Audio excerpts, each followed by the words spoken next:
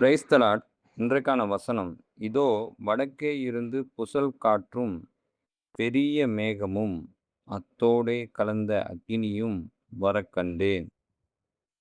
அதைச் சுற்றிலும் பிரகாசமும் அதன் நடுவில் அக்கினிக்குள்ளிருந்து விளங்கிய சொகுசாவின் நிறமும் உண்டாயிருந்தது. இதுல நிறைய விஷயங்கள் இருக்கு இந்த வசனத்துல. முதல்ல வடக்கே இருந்து புசல் காற்று. இது எசேக்கியேலுக்கு ஆண்டவர் கொடுத்த தரிசனம். யாரை குறித்து கொடுத்த தரிசனம்னா, இஸ்ரவேலர்களை குறித்து கொடுத்த தரிசனம். வடக்கே இருந்து புசல் காற்று. அப்போ இந்த வடக்கேன்றது என்ன? இதோ வடதேசத்திலிருந்து ஒரு ஜனம் வந்து பூமியின் கடை எல்லைகளில் இருந்து ஒரு பெரிய ஜாதி எழும்பும். எந்த ஜாதி? அதுதான் பாபிலோனிய அரசு, நேபுகாத் நேச்சார். ஆண்டவர் எசேக்கியேல்ட்ட இந்த தரிசனத்தை காண்பிக்கிறாரு. அதன் மூலமா இஸ்ரவேலர்களுக்கு அவர் சொல்றது என்னன்னா, நேபுகாத் நேச்சார் வந்து இஸ்ரவேலர்களை சிறைபிடிக்க போறான் அப்படின்னு அங்க சொல்றாரு. அவர்கள் வில்லும் வேலும் பிடித்து வருவார்கள். அவர்கள் கொடியர், இரக்கம் அறியாதவர்கள். அவர்கள் சத்தம் சமுத்திர இரைச்சலுக்கு சமானமாயிருக்கும். சீயோன் குமாரத்தியே, அவர்கள் உனக்கு விரோதமாக யுத்த சந்தத்தராய் குதிரைகளின் மேல் ஏறி அணி அணியாக வருவார்கள் என்று கர்த்தர் சொல்லுகிறார். சீயோன் குமாரத்தி அப்படின்னா இஸ்ரவேலர்கள் அப்படின்னு அர்த்தம். அணி அணியா என்ன பண்றாங்களா? வர்றாங்க, சிறைபிடிக்க வர்றாங்க. அதான் வடக்கே இருந்து புசல் காற்று. இது அப்போ இஸ்ரவேலர்களுக்கு. இப்ப சீயோன் குமாரத்தி யாரு? நாம தான், ஆவிக்குரிய இஸ்ரவேலர்கள். நமக்கும் ஆண்டவர் எச்சரிக்கை விடுக்கிறார். வடக்கே இருந்து புசல் காற்று வருது அப்படின்னு.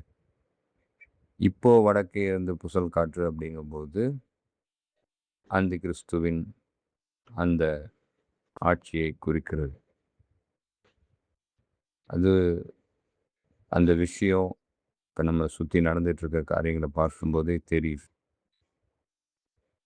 இதுதான் அந்த வடக்கே இருந்து புசல் காற்று அப்படிங்கிறது. 3ஆம் நாள் விடியற் காலத்தில் இடி முழக்கங்களும் மின்னல்களும் மலையின் மேல் கார்மேகமும் மகா பலத்த எக்கால சத்தமும் உண்டாயிற்று. பாளையத்திலிருந்த ஜனங்கள் எல்லாரும் நடுங்கினார்கள்.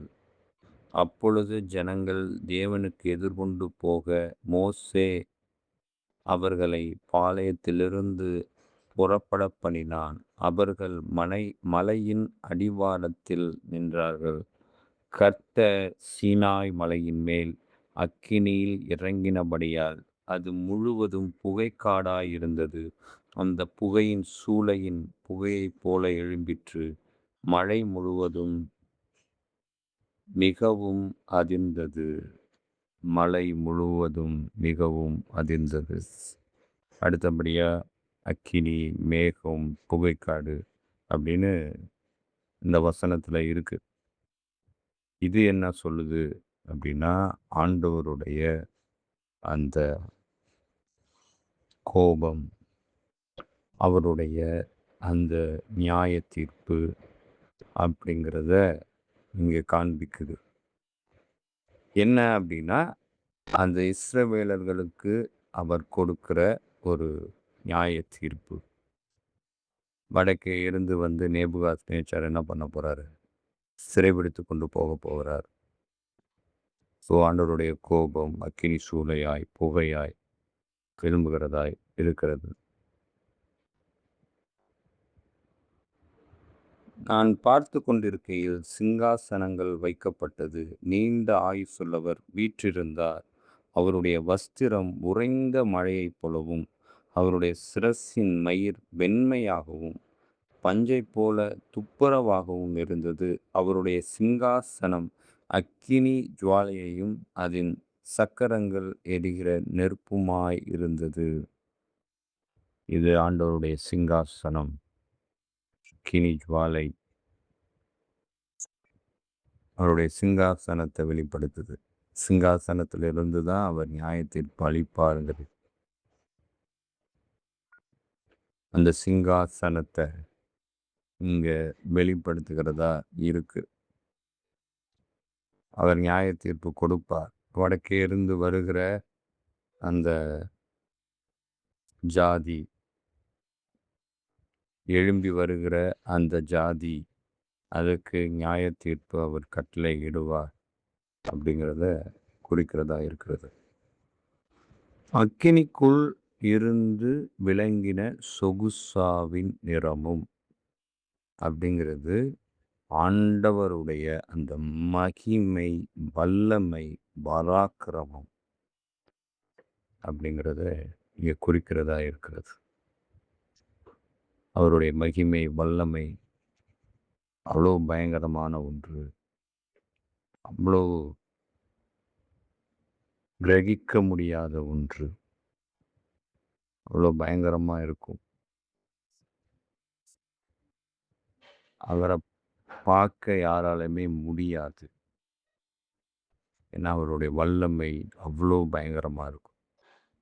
அதனால தான் அவர் இயேசு கிறிஸ்துவாய் மானிடனாய் நம்முடைய உறவாடினார்.